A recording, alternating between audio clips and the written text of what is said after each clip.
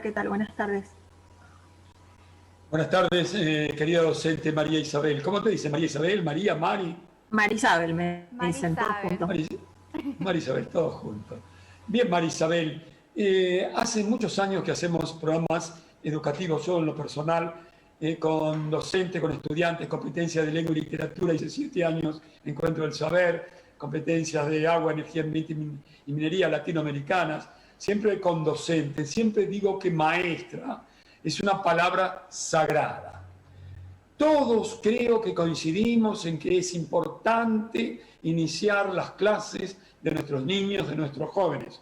Pero todos sabemos, creo, o debiéramos saber, dos cosas. En primer término, la falta de infraestructura adecuada en la ciudad de Buenos Aires para dar cumplimiento a los estrictos, como debieran ser, protocolos por el COVID-19. Y además, también algo que mucho no se habla, de aquellos abuelos y abuelas que están cuidando porque la mamá y el papá trabajan, la mamá trabaja, la pareja y qué sé yo, y la cuestión que los niños están a cargo de esta gente que es vulnerable, que son, vamos a hablar claro, aunque nos duela, que son los que en el mundo se mueren, la mayoría por este tema del COVID. Ustedes, María Isabel, tienen anunciado un paro por el cual te llamamos para miércoles, jueves y viernes. A ver si nos informás como maestra, como sindicalista, como amante de la defensa de tus pares, con toda la honestidad y la fuerza y la inteligencia que lo haces, ¿por qué este paro y cómo es la circunstancia actual? Bueno, efectivamente, Jorge, como vos planteabas en un comienzo, la docencia en la Ciudad de Buenos Aires está convencida de que no hay nada que reemplace la presencialidad. Para llevar adelante el proceso de enseñanza y aprendizaje se necesita esa presencialidad, se necesita el espacio colectivo de la escuela, las aulas. Nosotros y nosotras queremos volver a esa presencialidad, pero queremos hacerlo cuando sea seguro para las familias, para las trabajadoras y los trabajadores de la educación, para que no se ponga en riesgo la salud de nadie y para que no se pongan en juego esas vidas que, como vos decís, nosotros entendemos que son muertes evitables las que se producirían por ese incremento de los contagios si se abren las escuelas a la actividad presencial de la manera en la que se está proponiendo. Desde ADEMIS hemos convocado a la asamblea que realizamos el día jueves, en la que más de 500 compañeros y compañeras definieron un paro de 72 horas, porque entendemos que esas condiciones de las que vos hablabas no están dadas en la Ciudad de Buenos Aires y en la mayor parte de los territorios del país para poder pensar en una vuelta a la presencialidad. Por un lado, por el contexto epidemiológico. Se está citando frecuentemente a la Asociación Argentina de Pediatría, que plantea la necesidad de la vuelta a la presencialidad, con lo que nosotros coincidimos siempre y cuando se den las propias pautas que ellos establecen, ¿no? La Sociedad Argentina de Pediatría dice, si hay más de 200 contagios por cada 100.000 habitantes, es peligrosísimo abrir las escuelas. Hoy en la Ciudad de Buenos Aires estamos arriba de los 450 casos por cada 100.000 habitantes. Entonces, entendemos que los gobiernos, tanto a nivel nacional como en la Ciudad de Buenos Aires, deberían regirse por estos parámetros epidemiológicos que son elaboraciones científicas, que no las definimos las docentes y los docentes, sino que los organismos internacionales de la salud estipulan cuándo es seguro abrir las escuelas. Hoy, en términos epidemiológicos, no es seguro abrir las escuelas. Y a esto tenemos que sumarle, como vos también decías, las condiciones de infraestructura. Las escuelas no tienen los espacios con la ventilación adecuada. Hay muchísimas escuelas que las aulas dan a patios cerrados, que no tienen ventilación, que no tienen ni siquiera ventanas en muchos casos. Entonces, todos esos espacios no pueden ser utilizados. Y a eso tenemos que sumarle la limpieza, la falta de elementos de higiene. El gobierno de la ciudad no ha enviado el alcohol en gel, la lavandina, los elementos de limpieza en las cantidades necesarias. No se ha contratado el personal de limpieza extra que se requeriría para garantizar la asiduidad en la limpieza, por ejemplo, de los baños. Los baños no están en condiciones, hay escuelas que tienen baños que no están habilitados porque los caños están rotos. Hay escuelas que cuando se presentó el personal docente se encontraron con ratas muertas en descomposición, con excrementos de ratas por todos lados. Situaciones en las que habitualmente, fuera de la pandemia, las clases se suspenden, porque no podemos ingresar a los chicos a la escuela. Se imaginen si tenemos ratas que están dando vueltas por ahí, es absolutamente antihigiénico y peligroso para la salud. En este contexto, pretende el gobierno de la ciudad abrir las escuelas.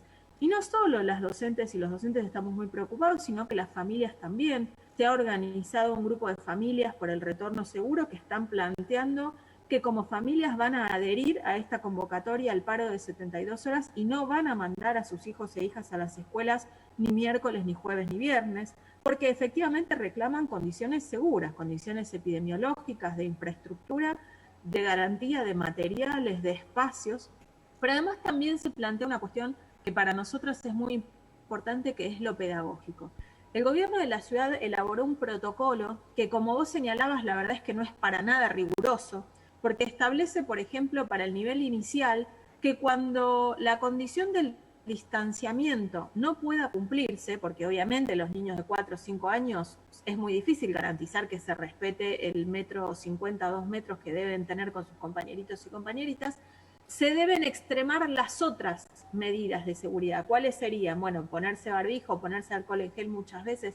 ¿Eso garantiza que no haya la cantidad de contagios que puede llegar a haber en un establecimiento educativo donde se usan espacios cerrados, donde hay contacto de muchos chicos y chicas? Y la verdad que no. Y otro elemento que es fundamental tiene que ver con el transporte. El gobierno no ha garantizado transporte escolar. Sabemos que el transporte público es uno de los principales vectores de contagio a nivel mundial. Y la verdad es que la cartelería que han dispuesto en todas las paradas de colectivo diciendo denle prioridad a los docentes y estudiantes, efectivamente no funciona. Nosotros tuvimos esta semana una cantidad enorme de compañeras y compañeros docentes que veían los colectivos pasar, que no frenaban, porque ya están saturados, ya hay mucha más cantidad de personas usando los medios de transporte público de la que debería.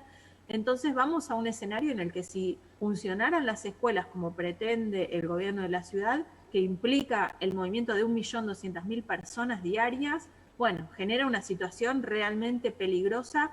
Y lo más trágico es que el gobierno efectivamente sabe que esto va a generar una disparada de los contagios. En las primeras reuniones que tuvimos en enero, el gobierno advirtió a través de los funcionarios del Ministerio de Educación que ellos ven un escenario de apertura total y en unos meses de cierre total de las escuelas y del resto de las actividades, a un escenario como está ocurriendo en Europa, ¿no? Nosotros, frente a eso, lo que planteamos es que deberíamos evitar ese escenario, tomar las medidas necesarias para no llegar a un escenario de escalada de los contagios, porque eso significa, como vos decías también, muertes de adultos mayores, muertes de personas que tienen enfermedades de base, de personas que están en riesgo, y que esas muertes podrían evitarse. Entonces, ¿para qué llevar adelante esta política? Isabel, te consulto con respecto a qué le ofreció el gobierno de la ciudad a los docentes con respecto, en el momento, digamos, que ocurra un pico epidemiológico, que llegue el invierno, que no se puedan dar las clases con las ventanas abiertas o en los patios. ¿Hay alguna alternativa para poder reforzar lo virtual, digamos, poder adaptar el contenido o de conectividad a los chicos que no lograron tenerla en 2020? ¿Hay alguna alternativa a lo o 100% presencial, sí o sí, es la única opción que les ofrecen? Bueno, por un lado, el gobierno de la ciudad disminuyó en 371 millones el presupuesto del programa del Plan Sarmiento, que es el programa que entregaba computadoras, equipos a los chicos y chicas estudiantes, con lo cual ahí ya tenés una parte de la respuesta, ¿no? En lugar de entregar más dispositivos previendo la virtualidad, se van a entregar menos. Por otro lado, lo que hizo el gobierno fue dejar librada a la conducción de cada escuela la definición de cómo se lleva adelante esta presencialidad, y en el caso de las escuelas que no tengan la cantidad de espacios con ventilación, con los metros cuadrados necesarios y demás, que se elabore un esquema de sistema mixto, ¿no? De una parte de presencialidad, una parte de virtualidad. Ahora, para este sistema mixto tampoco se ha contratado más personal docente, con lo cual las maestras, los maestros, los profesores y profesoras vamos a estar con una carga doble, porque no solo tenemos que sostener la presencialidad, sino que tenemos que sostener la virtualidad Mientras, obviamente, no hay tampoco ningún tipo de aumento salarial, ni entrega de equipos, ni conectividad gratuita para los y las docentes, menos para los estudiantes. Entonces, la verdad es que no se está anticipando ese escenario de vuelta a la virtualidad con recursos para las familias, con recursos para la docencia. No se está pensando, por ejemplo, en la entrega de cuadernillos que pudieran garantizar que efectivamente, si volvemos a la virtualidad, esos chicos y chicas tengan los materiales necesarios, elaborados por la docente, con materiales didácticos, con libros. De ninguna manera se está planteando eso. Y de hecho, en la propia propuesta de presencialidad, nosotros ya vemos la poca preocupación por lo pedagógico. ¿Por qué? Porque en las escuelas en las que no se cumple, por ejemplo, con los metros cuadrados que requiere un aula para la totalidad de la matrícula o con la ventilación, se está planteando que esos chicos y chicas vayan a cursos, a clubes, que se desdoblen esos cursos, se desdobla un grado y van a un club. ¿Quién está a cargo de ese grupo en un club? No la docente, no la maestra, la profesora, sino una persona que trabaja en lo que se llama el programa de jornada extendida, que son chicos y chicas contratados por el gobierno de la ciudad, pero que no tienen una formación pedagógica, que no van a estar desarrollando tareas ni aprendizajes vinculados a lo curricular de la escuela, sino distinto tipo de actividad. Entonces, la escuela para ellos funciona como una guardería, en donde lo importante es que los pibes y pibas estén bajo el cuidado de un adulto o una adulta, pero sin importar el tipo de actividad, sin importar el seguimiento pedagógico, no importa si están con la maestra, no importa si están desarrollando el conocimiento y el proceso de aprendizaje.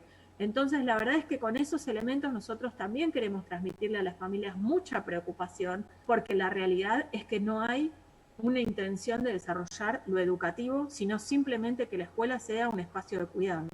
Sí. Y el gobierno les está diciendo de la ciudad de Buenos Aires que si hay contagios no van a cerrar las escuelas. Dos cosas, quiero tu opinión sobre esto. Y también se está utilizando incluso los medios para decir que ustedes no se quieren testear. ¿Cuál es tu visión y tu opinión sobre eso?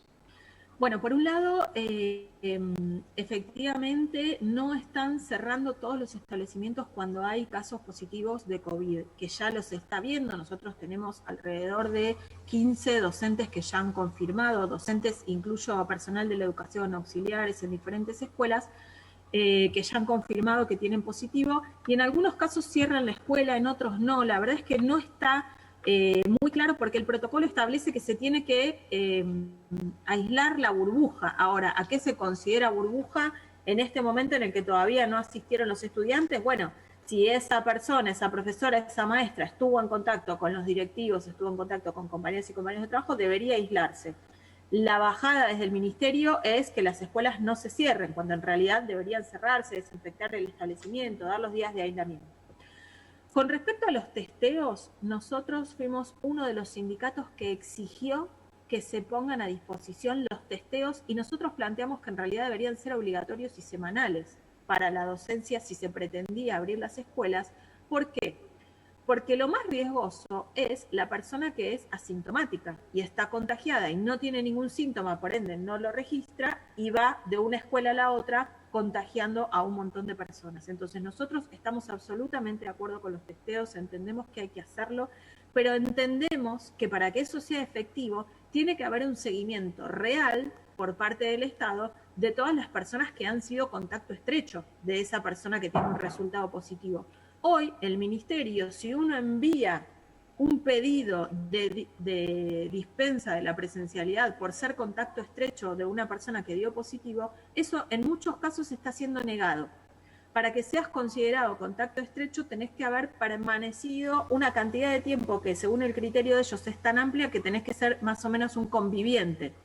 Entonces, eso genera un problema, porque los testeos es correctísimo que se hagan, pero el problema es qué política se desarrolla después de que hay un resultado positivo. Bueno, hay que hacer un seguimiento, hay que hacer un aislamiento de todas las personas que tuvieron contacto, y eso va a significar, en el caso de la vuelta a la presencialidad con estudiantes, que si hay, por ejemplo, si yo diera positivo, bueno, todos los cursos con los que yo tuve contacto en esos días tienen que pasar al aislamiento, y no solo los estudiantes, sino también sus familias.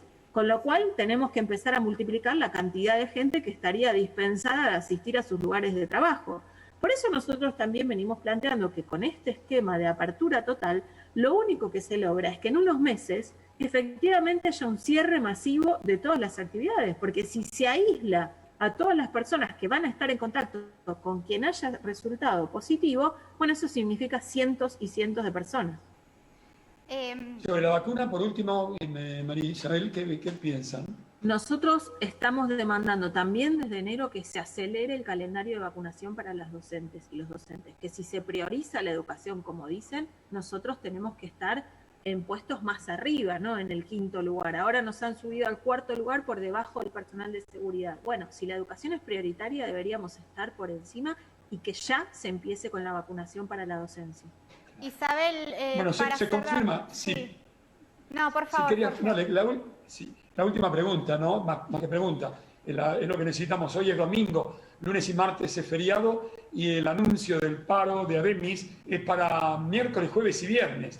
Ya están informados todos los trabajadores que conforman y que responden al sindicato de ustedes.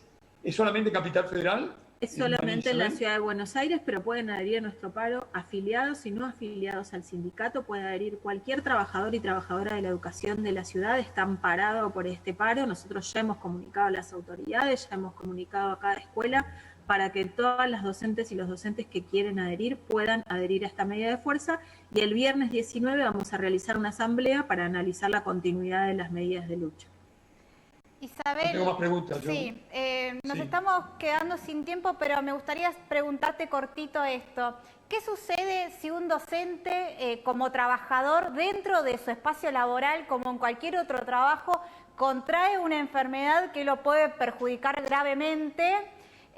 ¿Puede responsabilizar a la escuela o al gobierno de la ciudad por haber contraído esta enfermedad? Bueno, es muy difícil saber dónde uno la contrae, la enfermedad en este caso, ¿no? Entonces, lo que sí nosotros hemos reclamado, no está funcionando del todo, pero entendemos que se iban a generar los mecanismos, es que sea considerada una enfermedad laboral y por ende uno haga la denuncia correspondiente en la RT. Muy bien. Eso entendemos que se ha considerado y que es algo que se puede llevar adelante. Lo que me parece muy importante destacar para informar que el gobierno no ha considerado es las dispensas de asistencia a la presencialidad para quienes convivan con personas de riesgo. Todas las personas que conviven con adultos mayores o, por ejemplo, docentes que tienen hijos e hijas con enfermedades, con diabetes, con alguna enfermedad cardíaca, no están siendo dispensados de asistir a la presencialidad. Y eso es gravísimo, porque se está poniendo a las trabajadoras en un lugar de tener que renunciar a su trabajo para no poner en riesgo la salud de sus hijos e hijas o de sus familiares con quienes conviven. Entonces nosotros exigimos al gobierno que se otorgue esa dispensa. Bueno, muy bien. Y bueno, está este espacio aquí en País en Vivo con Jorge también. Te ofrecemos este espacio para comunicar lo que vos necesites y lo que los docentes requieran. Muchas gracias, Isabel. Muchísimas gracias a ustedes. Buenas tardes. Hasta siempre, María Isabel. Nada es más importante.